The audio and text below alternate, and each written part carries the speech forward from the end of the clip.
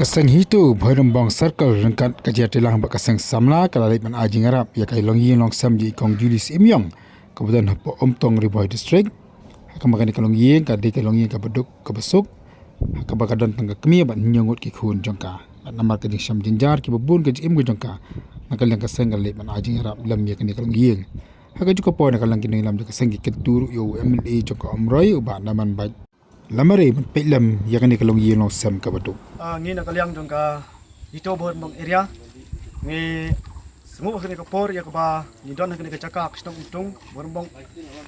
bangat abot bon area ni aingu kamtam ai ko play ya ka Riboy district kaba like krishan ngi bor halor jungi kiba ni lala panwan mi in lade ya kini ka longying jong i kong Julius Imyong kiba don apeng jing apeng jing jar ya kaba ilaman apeng ya ka jing tenju kaba isyam apeng ki khun ke jong i prangut harkat upam don syuk mental like snam tam ngrei ka e ka ba isyam jenjar kalong bai ban apeng ki stom ki khun jong i ru babon ke dangrit sudah tekumta nakalayang jong i ka hito bormbong area isngo ban apil cheki ru shumat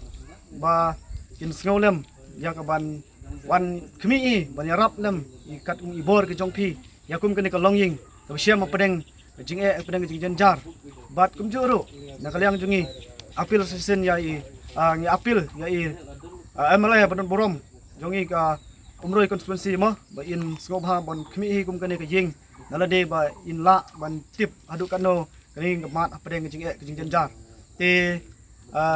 ni sngo ban kya adu kata-kata bangi poi kani ka ying inum la ban le endre ngin wan pe khmat ban apil sepi ba pin sngolem ni chuan kit bok kit yang bakal kaying kan yo ya pedeng jing ku